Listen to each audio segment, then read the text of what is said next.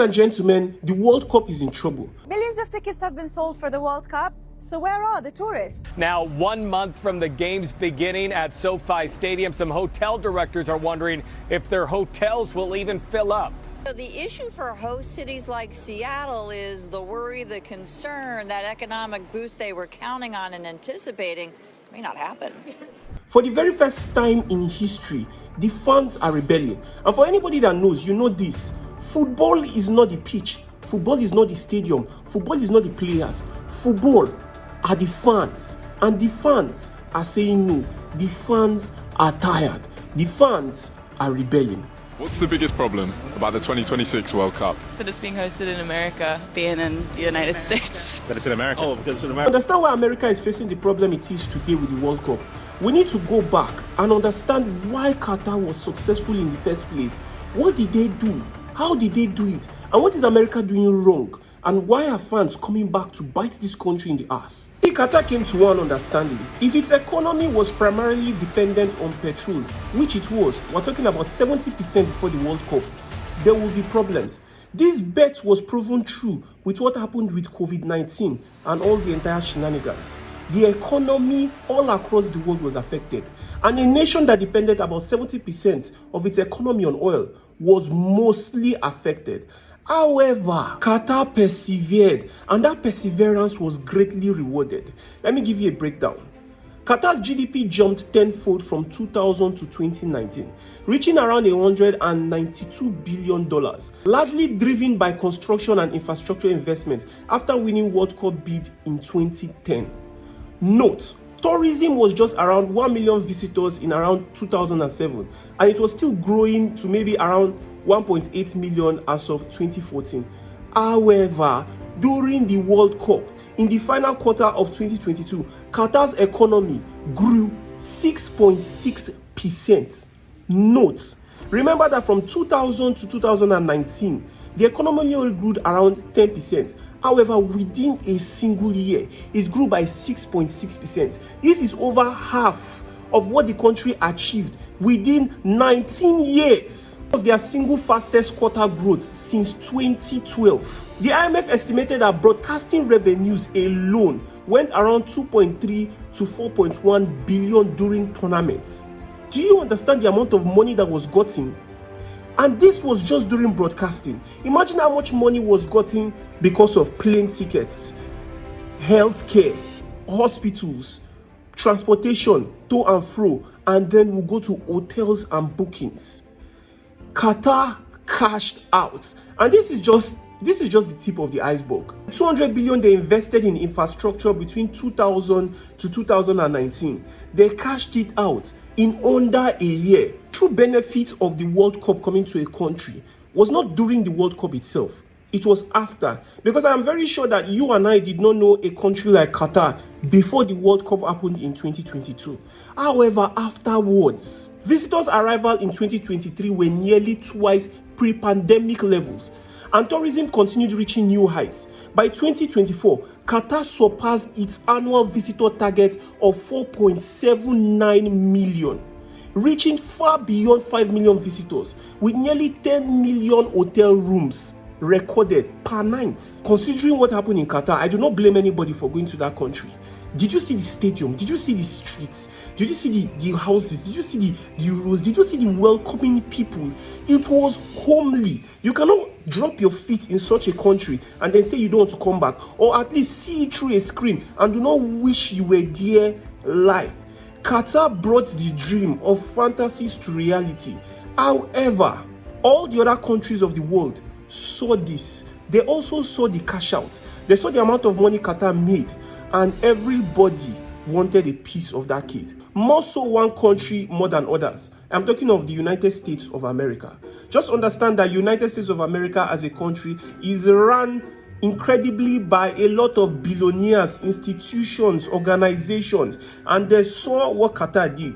Now, I am very sure, I am very confident that they wanted to take a part of it. They wanted to take a piece of the cake. But of course they can't. These Arab guys, they are thinking differently.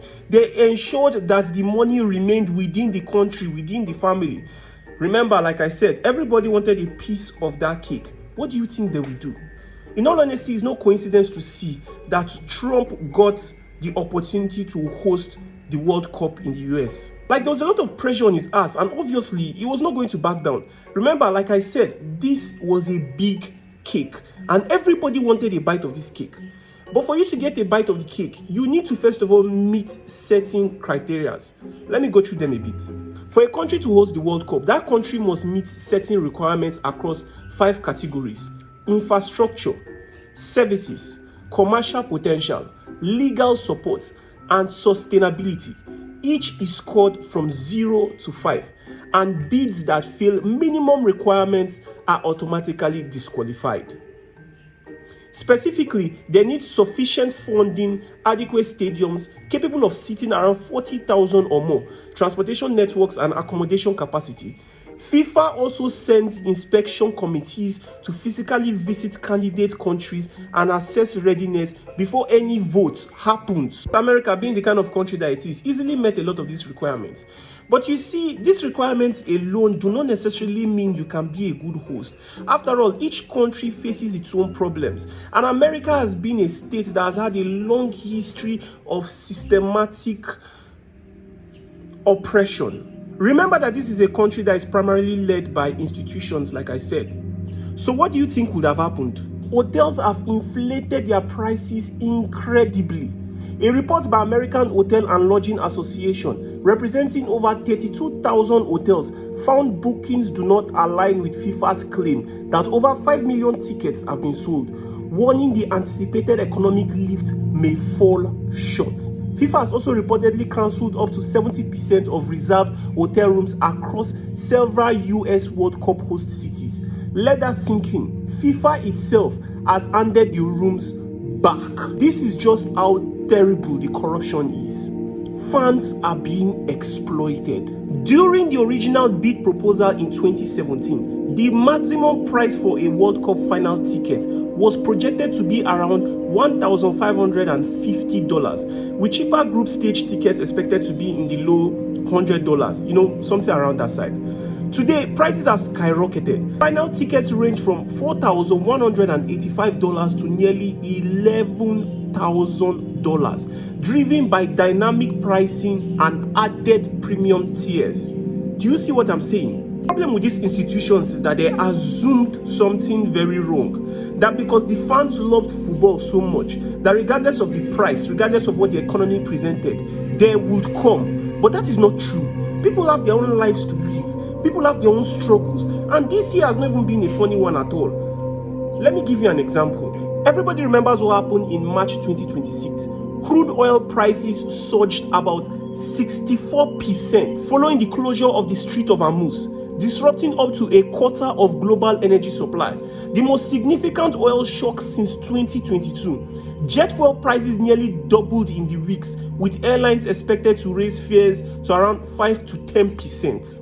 Brent crude prices held above $100 per barrel, and gas in the US alone hit an average of over $4 per gallon. For the first time since 2022, Brent crude prices held above $100 per barrel, and gas in the US hit an average of over $4 per gallon. For the first time since 2022, meaning fewer people can even drive to nearby states to attend a game. Nation reported the tournament coincides with a period of tumultuous travel, with people already experiencing travel weariness thanks to the Iran war now entering the second month.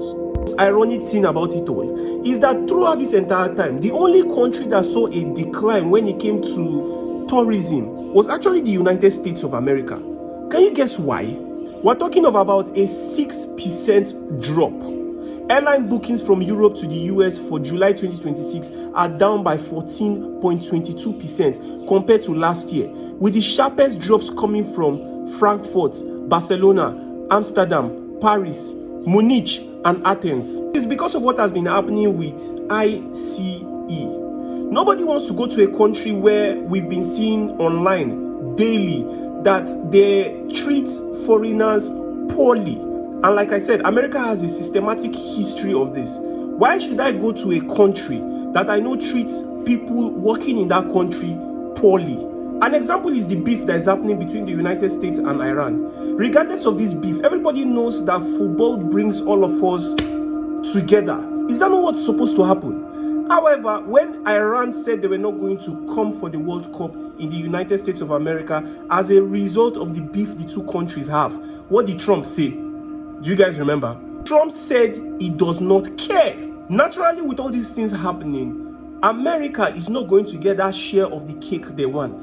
Hotels are not being booked. Nobody is coming to the country. Nobody is booking tickets for a match that is overpriced. Nobody is willing to go and sell their family just because they want to watch football. Like I said, after football, they will come back home. You see, at the end of the day, fans are angry, and it's not because they don't love football.